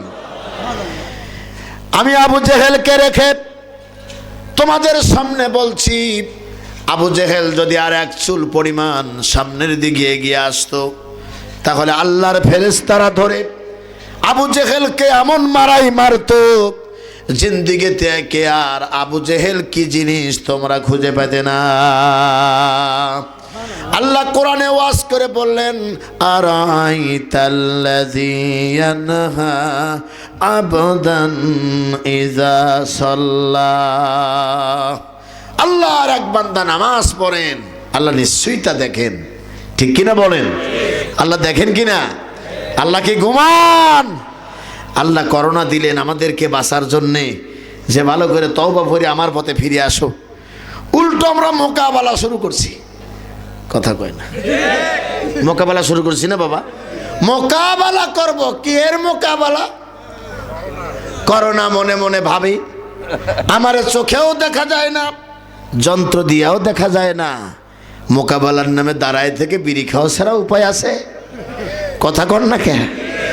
মোকাবেলা করবে। সলিমদ্দি বলে কি, মোকাবেলা করতে যায় মাঝে মধ্যে 2-4 জন উইকেট পড়ে গেছে, নিজেরাও বোঝে নাই। উত্তরবঙ্গে যাচ্ছে পিকআপের উপরে, এক সাংবাদিক যা জিজ্ঞাসা করছে, মিয়া সামাজিক দূরত্বতা বজায় রাখো নাই? এইভাবে কেউ আটোসাটো হয়ে যায়? সাংবাদিককে বলছে, মিয়া যান যান, করোনা আমাদের ধরবে না। করোনা তো তাদেরই ধরবে যারা পরের টাকা চুরি করে বাটপারি করে খায়, ওদের ধরবে, আমাদের ধরবে না। ডোনাল্ড ট্রাম্প কি বাইরে ছিল নাকি? আল্লাহকে একটু লাগাই দিলাম, ওই বিলেই শুনশুনি আছে না, একটু লাগাই দিছে, খালি লাফায় আর লাফায়। ব্রিটেনের প্রধানমন্ত্রীকে দিল, বলো আসলো থেকে তদন্ত করো। এদেশেরও অনেক বড় বড় মানুষ যারা গ্লাসের ভিতরে থাকছে মোকাবেলার ফতোয়া দিয়েছে, সকালবেলা দেখে উইকেট নাই, পড়ে গেছে। কথা কন নাকি আপনারা? সব শেষ। আল্লাহকে আমার শক্তির মোকাবেলা করবা। শরীফদ্দি বলে কি, ফাআলুল লিমা ইউরিদ, আল্লাহকে আমি যা ইচ্ছা তাই করি। অনেক বড় বড় জালেম পৃথিবীতে ছিল, হাফ মশা দিছি, ফুল মশা দেই নেই। নমরুদের মুখে নাক দিয়ে ঢুকে গেছে ভিতরে, চর আরম্ভ হয়েছে। কয় বস ভালোই লাগে? কয় হ্যাঁ। থামার পরে লাগছে আবার ঘূর্ণিঝড়ের মতো আওয়াজ। বলছে বস আমার পক্ষে আর চড়ানো সম্ভব না, আপনি এখন যা পারেন তাই করেন। কয় তোর পায়ের নিচে কি আছে? কয় জুতা। কয় ওইটা দিই মার। কয় স্যার ব্যথা পেতে পারেন? কয় ব্যথা যায় লাগে লাগুক, আগে মার। আল্লাহ কয় জুতা পেটা করে দুনিয়ার থেকে বিদায় করে দেব। সেই জুতা এখনো আছে না নাই? আরো চিল্লা বলো, আছে না নাই? জুতা আছে, আবু জেহেলদের উত্তর শরীরাও আছে এই পৃথিবীতে। অপেক্ষা করো, জিল্লতের মালা গলায় পড়বে, এর ভিতরে কোনো সন্দেহ নাই, ঠিক কিনা? চলেন যাই এখন। হবে না বাবা, বাবা আমি 10 মিনিট বাড়াই দিছি বাজান, আপনি আমার পক্ষ নেন না। ইয়ে হবার লয়, ইয়া হবার লয়, 12টা বেজে গেছে, এখন আর কোনো কথা নাই। আপনার সকলে দরুদ ইব্রাহিম পড়ুন। আল্লাহুম্মা সাল্লি আলা মুহাম্মদ ওয়া আলা আলি মুহাম্মদ কামা সাল্লাইতা আলা ইব্রাহিম ওয়া আলা আলি ইব্রাহিম ইন্নাকা হামিদুম মাজিদ। আল্লাহুম্মা বারিক আলা মুহাম্মদ ওয়া আলা আলি মুহাম্মদ কামা বারাকতা আলা ইব্রাহিম ওয়া আলা আলি ইব্রাহিম ইন্নাকা হামিদুম মাজিদ। বন্ধ কর।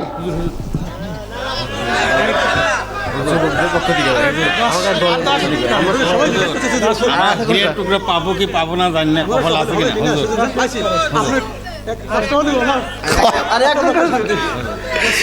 কিতা কয় আমার শুনেই পেট ভেঙে যায়। আল্লাহু আকবার। ইনশাআল্লাহ আমরা উঠে যেতেছেন কেন আপনারা? দাঁড়ান দাঁড়ান না, এখানে কয়েকটা কথা ওয়াজ করব।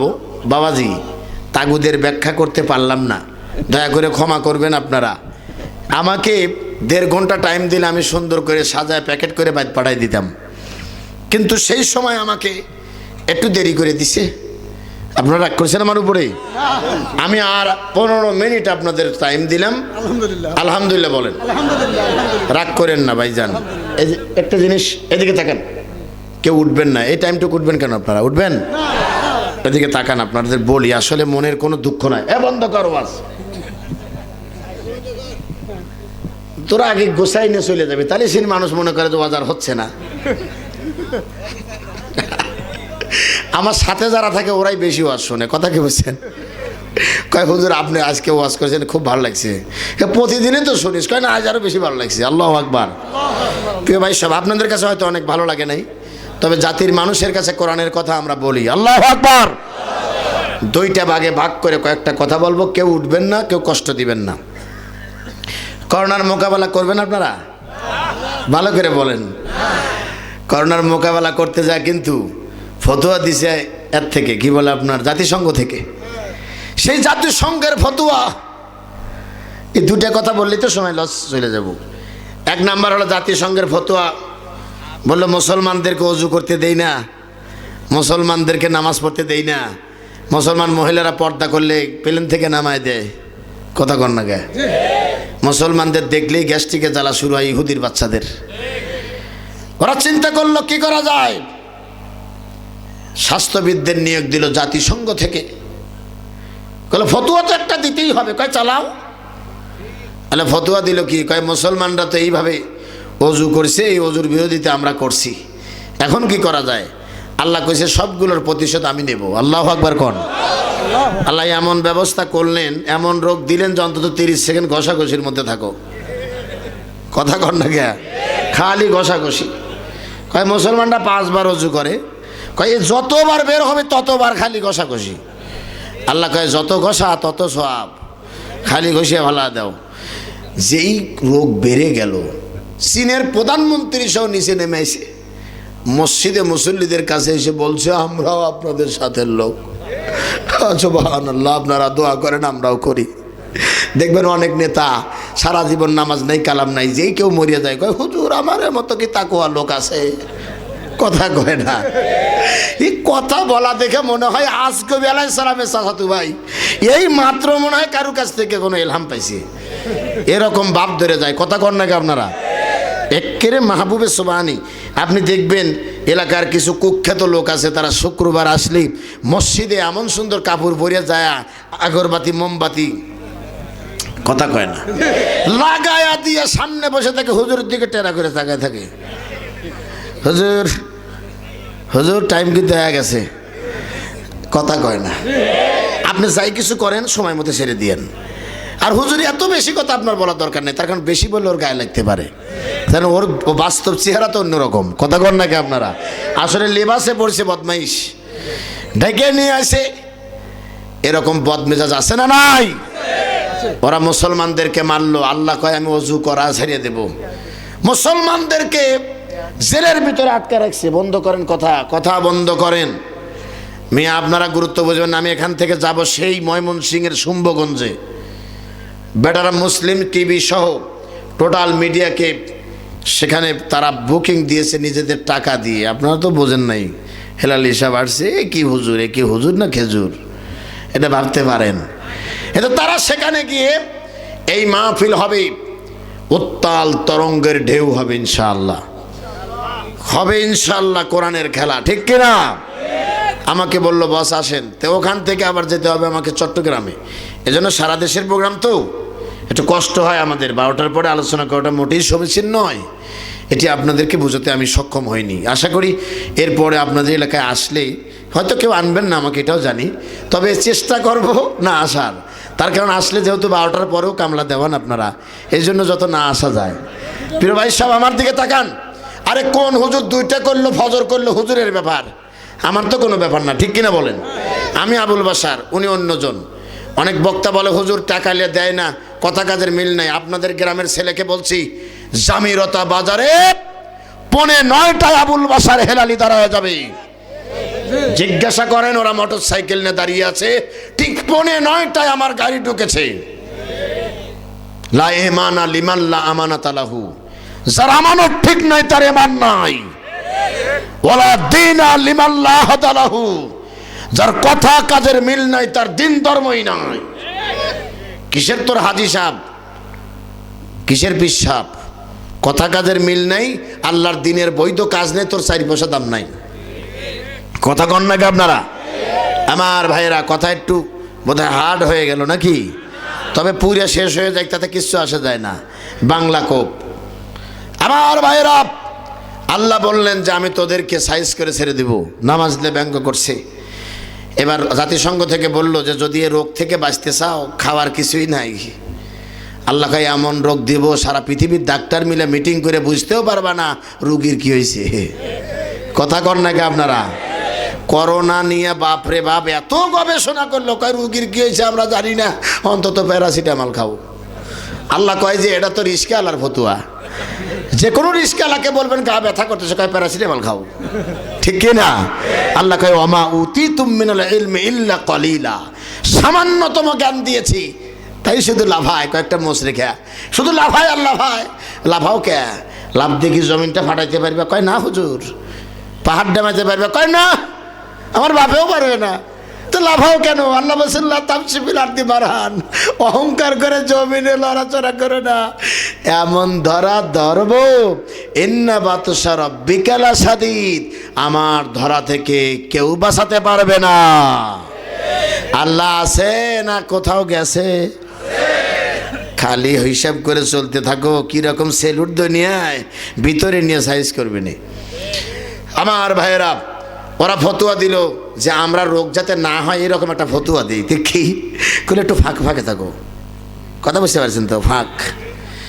স্ত্রী স্বামীর কাছে যা কাশি দিছে, স্বামী কাশি শুনে স্ত্রীকে রেখে এক দেশ থেকে আর এক দেশে চলে গেছে। সর্বনাশ। আল্লাহ কাই এমন রোগ দেব, স্ত্রীও ভালোবাসবে না তোরে, কাইসাও কুল পাবি না। কথা কয় না রে বা, মিথ্যা কথা বলছি নাকি? তোর কি রকম আদরের ভালোবাসার সন্তান চুরি করছিস, বাটপারি করছিস, এমন অসুখ দেব তো সন্তানও বলবে যে যাও চিনি না।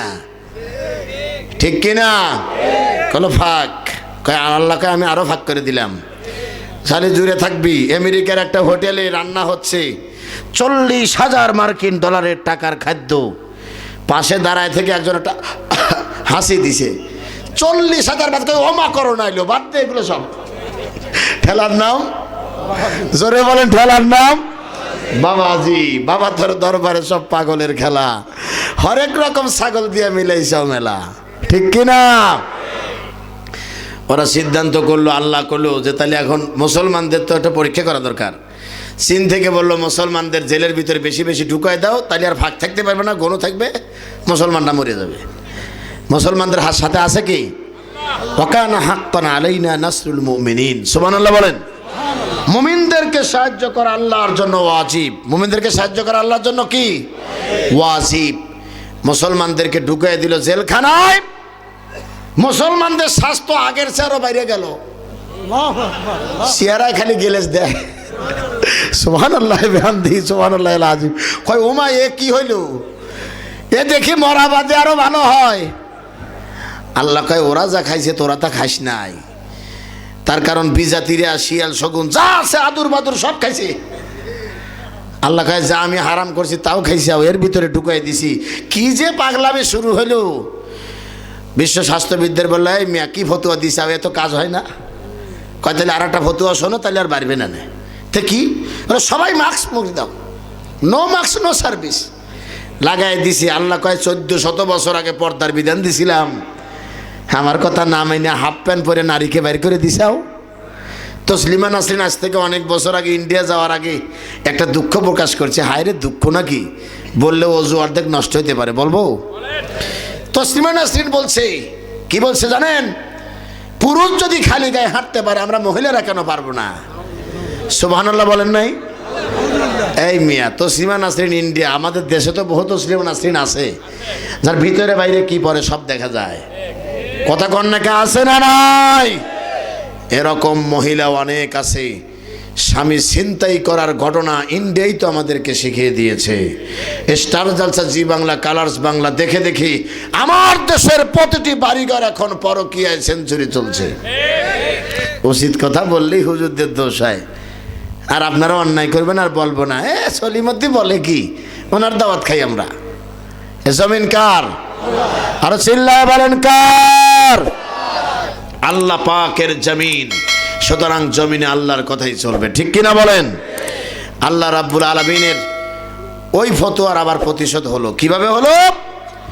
বিজাতিরা যারা হাফ প্যান্ট পরে ঘুরতেছে, যেই বলছে যে মাস্ক মরে দিলে পারে কি হবে, মুখে দিলে করোনা কমবে, বিজাতিরা পর্যন্ত হাফ প্যান্ট পরে মহিলারা ঘুরতেছে, ওরাও লাগাইছে মুখে। কয় পাশা দেখে দেখুক, কিন্তু আমি মুখ দেখে রাখি। নাউজুবিল্লাহ কন, আস্তাগফিরুল্লাহ কন। এক লোক বিড়ি খাওয়া খুব পটু, চিন্তা করেছে যেখানে যা খালি পুলিশ বাড়ি আয়, বিড়ি খাবে কেমনে? বিড়ি খাওয়া কিন্তু খুব খারাপ জিনিস, ইহুদিদের ষড়যন্ত্র। ঠিক কিনা? অনেকেই বোধ হয় খান, এই জন্য আপনারা হ্যাঁ ঠিক মতো বললেন না। হ্যাঁ বুঝতে পারছি, এগুলো বোঝা যায়, বুঝছেন? এগুলো যেহেতু ওয়াশ করি, এগুলো এমনি টের পাই। তো মাস্ক মুখে লাগাই দিয়ে বেচারা খাবে বিড়ি। এখন যেখানেই মুখ খোলে পুলিশ তারাই ধরে, না পেরে মাঝখানতে বেলেট দিয়ে কাটিছে, কেটে বিড়ি একটা লাগাইছে, লাগা মুখে লাগা টানতেছে। পুলিশ বসাই বেটা বিড়ি, বিড়ি তো খাই না আমি। সর্বনাশ! শয়তান আদম সন্তানের কিছু কার্যকলাপ দেখে শয়তান মনে মনে ভাসে আর বলে, তুই যে আমার চেয়েও বড় মুরিদ হবু তাকে জানছিল কথা ঘন্টাকে। সম্মানিত ভাই সব, আমার গড়ি নষ্ট, বুঝতে পারছে? সময় চলে গেল, আর একটা উদাহরণ মনে আসলো, বলে 16 মিনিট হতে পারে, বলবো? এরকম মুসলমান হওয়ার চেয়ে না হয় ভালো। এই হলো উদাহরণের হলো মূল কথা, বলবো? কৃষিকাজ হয় আপনাদের এলাকায়, তাই না? আগে কিন্তু টিলার ছিল না, ছিল নাঙল। নাঙল দিয়ে হাল চাষ করেছে, গেছে মাঠে, চাষ করতে করতে সংক্ষেপে বলতেছে পাইছে একটা স্বর্ণের টুকরা, সুন্দর করে ঘষতেছে আর বলতেছে, বাপরে বাপ, আমার গোলা ফিরে বানায় দেবো কানের গহনা। এত কিছু আনন্দ নিয়ে বলছে, ময়লাটা নিয়ে কি হবে? পাশেই গেছে যমুনা নদীতে পরিষ্কার করার জন্য। মনে করেন পরিষ্কার করতে করতে যেই শেষ দিকে হাতে শেষ ছুটে গেছে পড়ে, আপনি ভাই এটা কি পাওয়া যাবে? এত ডুব দিতেছে আর কোথাও পাওয়া যায় না। পাশ দিয়ে একজন যাচ্ছে, কিরে সলিমদ্দি, তোরে তুই এত গোসল করা দেখি নেই কোনোদিন, তুই কেন এত গোসল করিস? কয় পাওয়ারছে না পাই ভালো। কথা বুঝতে পারছেন তো? পাওয়ারছে না পাই ভালো। ও দাঁড়ায় থাকছে কিছুক্ষণ, দেখি কি করে না, আবার ডুব দেয়, আবার ডুব দেয়। কি হয়েছে তোর? কয় পাওয়ারছে না পাই ভালো। বাপরে বাপ, কি মুসিবত! সেরা চলে গেছে রাগ করে, যে কি পাগলামি, কি ভূতে ধরলো নাকি? সারা এলাকায় সরাই দিছে, কয় এই ছেলেটা গোসল করতে, খালি কয় পাওয়ারছে না ভাই ভালো। কি হয়েছে আমরা জানি না। নাঙ্গল জঙ্গালে বাড়ি চলে এসে স্ত্রী বলছে, তোমার মন খারাপ কেন? কি হয়েছে তোমার? কয় পাওয়ারছে না ভাই ভালো।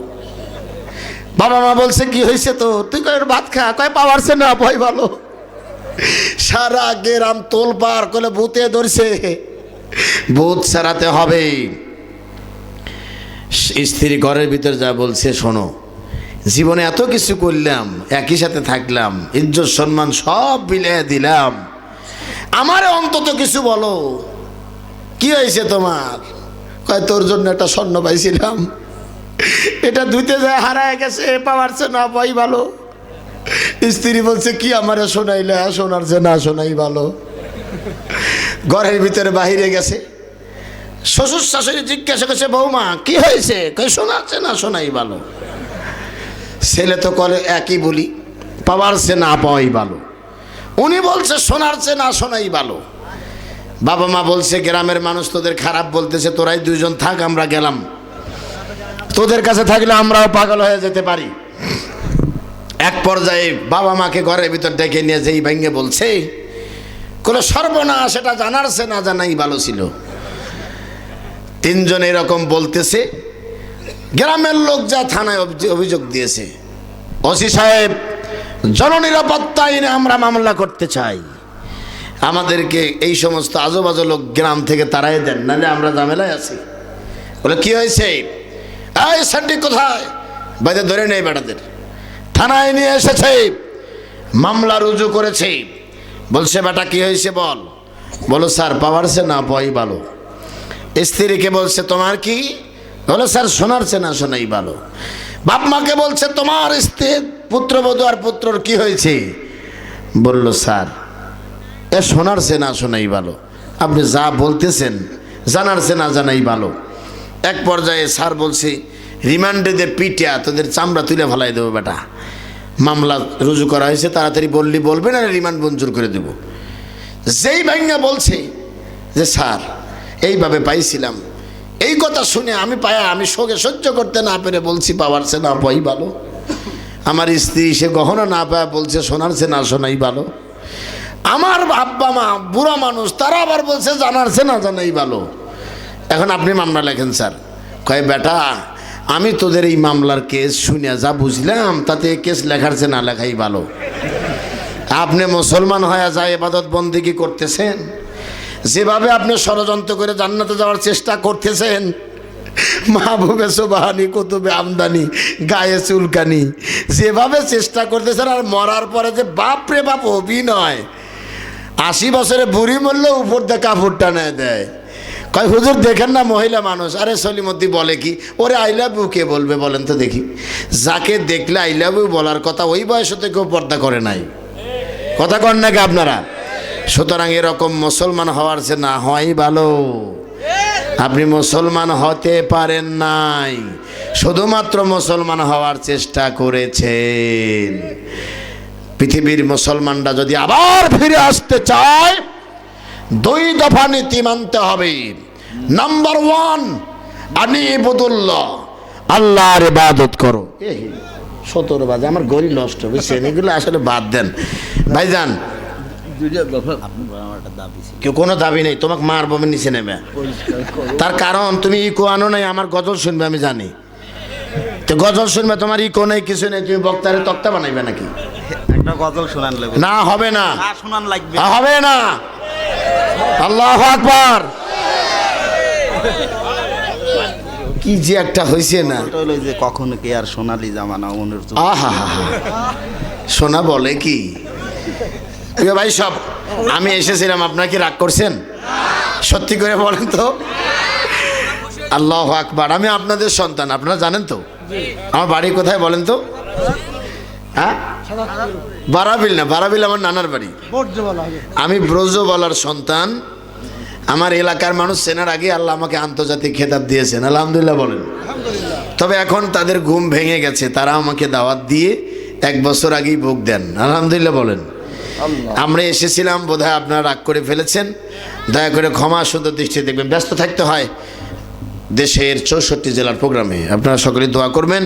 আমি আপনাদের মন ভরে ভালোবাসি, হৃদয় ভরে স্মরণ করব মহান আল্লাহর কাছে, যে আল্লাহ আমার প্রিয় সাজাদপুরবাসীকে তোমার রহমতের চাদরে ঘিরে দাও। বলেন আমিন। আপনাদের কাছে আমাদের এই পরিচয়টুকু সাজাদপুরের সন্তান হিসেবে আপনারা কি অত্যন্ত দুঃখিত হলেন? প্রিয় ভাই সব, সারা বাংলাদেশের মানুষ অনেক জায়গায় আক্ষেপ করে বলে, হুজুর আপনার কোন জেলায় জন্ম হয়েছে বলেন। আমরা এই জমিনে চাই আরো কোরআনের পাখি তৈরি হোক, যারা মানুষের দ্বারে দ্বারে কোরআনের কথা বলবে। মানুষ গেলে বলবে তোমার বাড়ি কোথায়, বলবে শাহজাদপুর, ঠিক কিনা? তখন বলবে তোমরা কি আবুল বাশার হেলালিকে চেনো? বলবে না, চিনি না। বলবে যে কোরআনের মাহফিল থেকে যাকে গ্রেপ্তার করা হয়েছে তাকে চেনো না? আল্লাহু আকবার বলেন। ফের ভাই সব, অনেক কথা বলে ফেলেছি, ভুল ত্রুটি মার্জনীয়। শুনতে চেয়েছি ইসলামিক গান, আমার সুর করা সেই গানের একটা কলি আপনাদের শোনাচ্ছি। আর কত রক্ত ঝরবে, আর কত মানুষ মরবে, কখনো কি আর সোনালি জামানা, কখনো কি আর সোনালি জামানা, ওমরের যুগ ফিরে আসবে, শান্তির দিন ফিরে আসবে। কেন এত বিধবা হলো যে নারী, কি পাপে মায়ের বুক হলো যে খালি, কেন এত বিধবা হলো? মনে হবে তার কারণ কোরআন তো চলে তার নিজ গতিতে। এ কোরআনের কথা বলতে সে কোনো দালালের কোনো দালালি চলে না। কোরআন যাহা বলে সত্য বলে। কোরআন থেকে যারা বক্তব্য দেয় তারা সত্য বক্তব্য দেয়, আর কোরআনুল কারীম থেকে যারা জীবন গড়ে তারাই হলো প্রকৃতপক্ষে মানুষ। বাদ বাকি সব কি আল্লাহর ভাষায় চতুষ্পদ জন্তুর চেয়েও জঘন্য। আমি অনেক কথা বলবো, যে কথার অনেক সময় আপনারা দীর্ঘ সময় ওয়াজ শোনার পরেই হয়তো বা মনে করবেন যে অল্প এটিই ভালো হয়েছে। সম্মানিত ভাইয়েরা আমার, সেই কোরআনুল কারীম আমিও আজকে নদীর ধারে বসে থেকে আপনাদেরকে নিয়ে হাতে নিয়েছি, কিন্তু সেই কোরআনের ভিতরে তো কোনো ভুল নাই, সন্দেহ নাই। যদি কেউ সন্দেহ করে তার ঈমানও থাকবে না। আল্লাহ রাব্বুল আলামিন সেই 30 পারা কোরআন আমাদের কাছে দিয়ে দেওয়ার পরে 90% মানুষ মুসলমানের দেশে কোরআনের মাহফিল বন্ধ হয়ে যায়, আর গান বাজনা বাদ্যযন্ত্র নিয়মিত চলা যায়। ঠিকই চলছে, আমরা শুধুমাত্র কোরআন দেখে দূরে থাকতেছি। কিন্তু কপালে দুঃখ আছে আমাদের, বলেন ঠিক কিনা? এই দুঃখ কেউ আমাদের কাছ থেকে সরাতে পারবে না। তার কারণ অদূর ভবিষ্যতে এমন দিন আসবে যে জানাজার কোয়ালিটিও পাল্টে যাবে। আজকে যারা কোরআনের বিরোধিতা করে, আজকে যারা আলেমদের দেখলে নাক সিটকানি করে, আজকে যারা আলেম ওলামার বিরুদ্ধে অবস্থান নেয়, এই মানুষগুলো তো একদিন মরবে। কিন্তু এই মরার পরে দেখবেন এই আলেম ওলামা আর দোয়া পরে কবর দিবে না, তখন বিনা দোয়ায় কবর দিবে। কতদিন আপনি জ্বালাবেন? একদিন দেখা যাবে যে আপনার অন্তিম মুহূর্তে আর যখন আপনার কথায় কোনো কাজ দিবে না, তখন ঠিকই এরাও আর কথা শুনবে না। ঠিক কিনা বলেন? সম্মানিত ভাইয়েরা আমার, আমি আপনাদের একটু গুছিয়ে নিলাম। কষ্ট হচ্ছে আপনাদের? আমি একটু আপনাদের গুছিয়ে নিয়ে কোরআনুল কারীমের 16 নম্বর সূরা, সূরা নাহলের একটা আয়াতের এক অংশ থেকে আমি তেলাওয়াত করব এবং সেখান থেকেই দুটি কথা বলে বিদায় নিতে চাই। আল্লাহ পাক যেন তৌফিক দান করেন, জোরে বলেন আমিন। আল্লাহ রাব্বুল আলামিন কোরআনুল কারীমের ভিতরে বলেছেন, ওয়ালাকাদ বা'আসনা ফি কুল্লি উম্মাতির রাসূলান আন ইবুদুল্লাহা ওয়াজতানিবুত তাগুত। আল্লাহ রাব্বুল আলামিন বললেন, ওগো নবীজি, পৃথিবীতে এমন কোন জাতি নাই, এমন কোন কওম নাই, এমন কোন সম্প্রদায় নাই যাদের কাছে রিসালাতের দাওয়াত নিয়ে, আমার বাণী নিয়ে আমার মনোনীত ব্যক্তিরা যায় নাই। সমস্ত ব্যক্তিরা যারাই মনোনীত হয়েছিলেন এবং আমার দেওয়া বিধান মতে দাওয়াত প্রদান করেছেন, তারা অন্য কোনো কথাই বলে নাই, তারা 2 দফা দাওয়াত দিয়েছেন। আজকের এই পৃথিবীর মুসলমানেরা শুনে রাখো, বাংলাদেশ সহ তামাম পৃথিবীর মুসলমানদের বিপর্যয়ের পিছনে মূল দায়ী, বিপর্যয়ের পিছনে মূল কারণ হলো আল্লাহর নবীরা যে 2 দফা দাওয়াত দিয়েছে, ওই 2 দফা মুসলমান ভুলে গিয়ে পৃথিবীর মানুষদের গোলামি শুরু করে দিয়েছে। বলেন ঠিক কিনা? আপনারা যদি আমার এই বক্তব্যটুকু, আমি জানি না আবার কবে এই বাসুরিয়া এলাকায় আল্লাহ আমাকে আনবে, এটা আমি জানি না।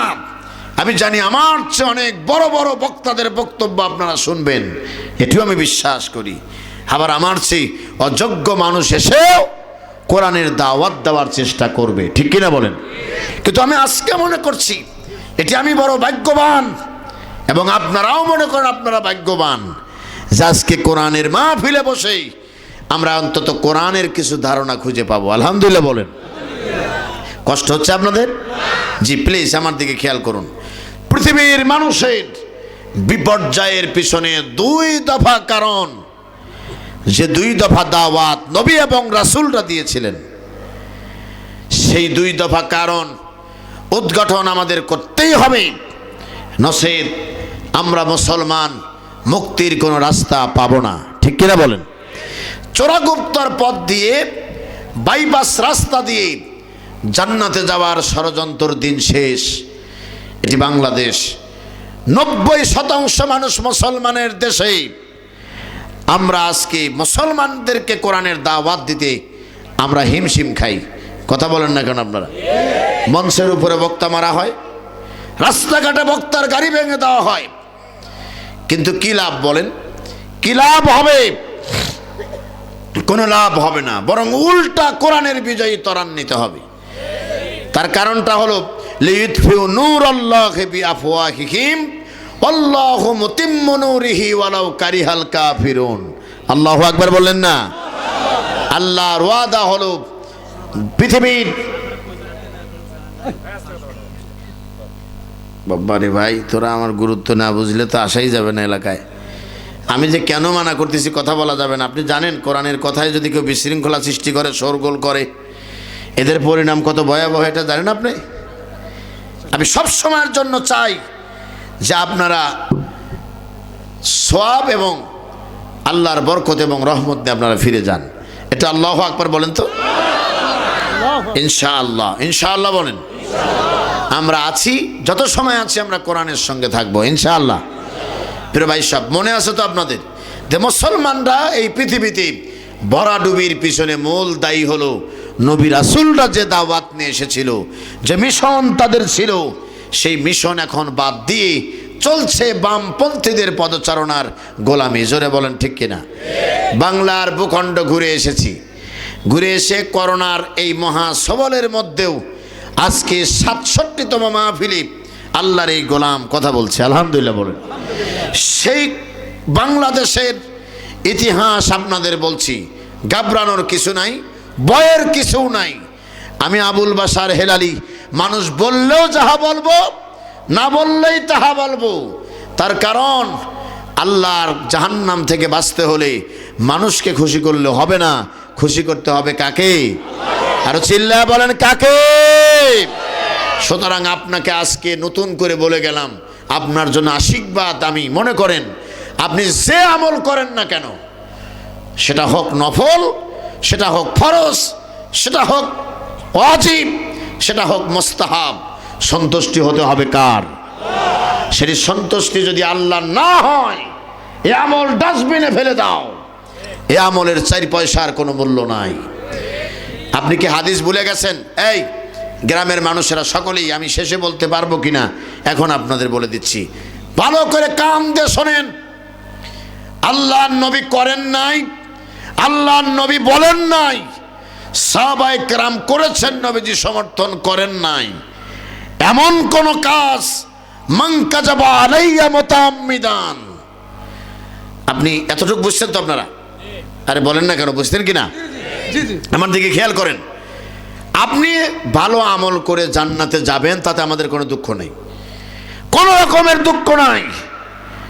তবে আপনার মনে রাখতে হবে, যা নবীজি করে নাই, যা নবীজি বলেন নাই, যা নবীজি সমর্থন করে নাই, এমন কাজ যদি কেউ নবী করেছে, বলেছে, সমর্থন করেছেন, এ বলে চালিয়ে দেয়, মাকাদাহু মিনান নার, সে যেন তার জায়গা জাহান্নাম বানায় নিল।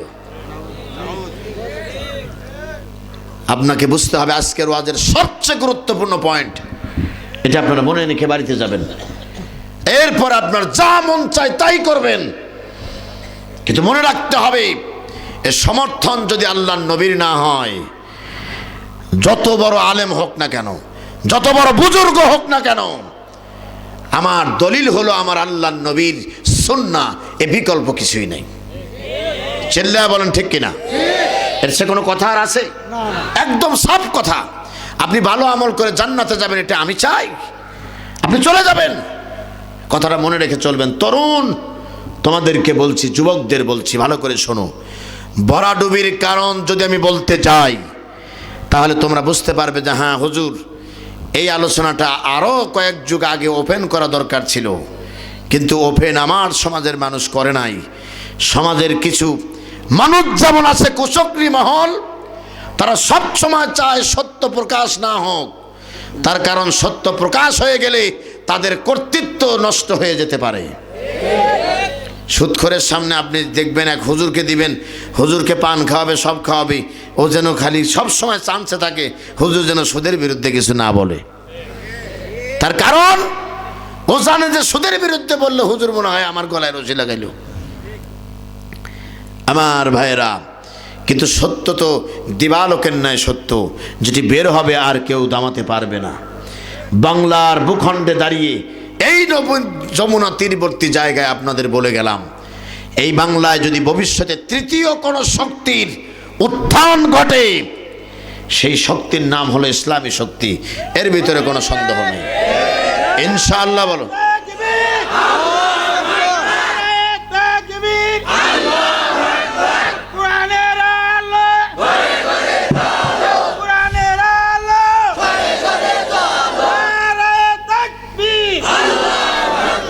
আমার ভাইরা, সেই শক্তির বহিঃপ্রকাশ ঘটতে চলেছে, যার প্রমাণ আজকের এই কোরআনের তাফসীর মাহফিল। আল্লাহু আকবার। পাশেই তো নদী, তেমন একটা গ্রাম নাই, তাই না? এই মানুষগুলো দূর দূরান্ত থেকে আপনারা পায়ে হেঁটে নিজের চেষ্টায় চলে এসেছেন কোরআন শুনতে। সুবহানাল্লাহ বিহামদি। আমি কিছু কথা না বললেই পারছি না, আপনারা রাগ করবেন না তো আবার?